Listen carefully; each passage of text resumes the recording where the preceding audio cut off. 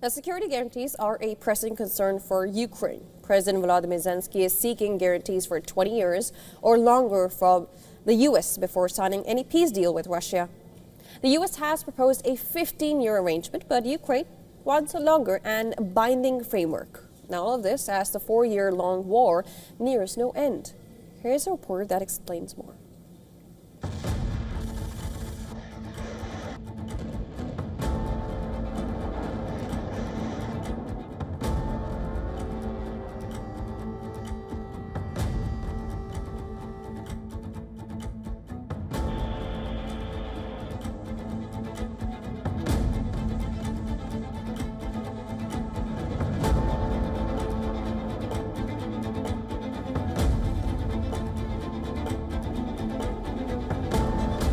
The clock is ticking, but strikes continue from both sides of the border as the war between Russia and Ukraine drags on.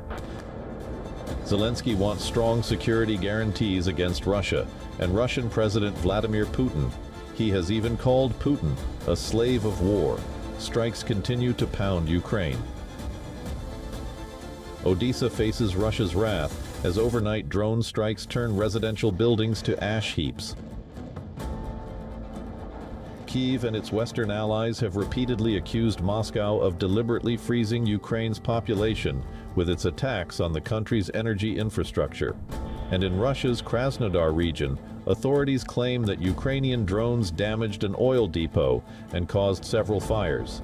Moscow's defense ministry says it has downed 88 Ukrainian drones over Russia's southern and border regions. As the two warring nations refuse to back down, Zelensky has delivered another plea. He has asked for security guarantees for a minimum of 20 years from the U.S., which he says will allow him to sign a peace deal with dignity. We just had a meeting with investors and business leaders, and they require guarantees that extend beyond 5 to 10 years. Currently, we have a proposal from the American side for 15 years, but we are pushing for 20 years plus, 30 or even 50 years. We will see what the administration and Congress are willing to accept. Ukrainian, Russian, and American delegations are due to meet in Geneva in next week. The U.S.-brokered peace talks will decide the fate of the 4-year-long war. The Ukrainian president is optimistic, saying that he thinks the Geneva trilateral talks will be substantive. But he also says that U.S. pressure to make concessions is mostly aimed at Ukraine, and Russia has shown few signs that it is ready for compromise. Zelensky has also accused Moscow of seeking to delay decisions on a final peace deal by changing its lead negotiator. The Americans often return to the topic of concessions, and too often those concessions are discussed in the context only of Ukraine, not Russia. Europe is practically not present at the table. It's a big mistake to my mind.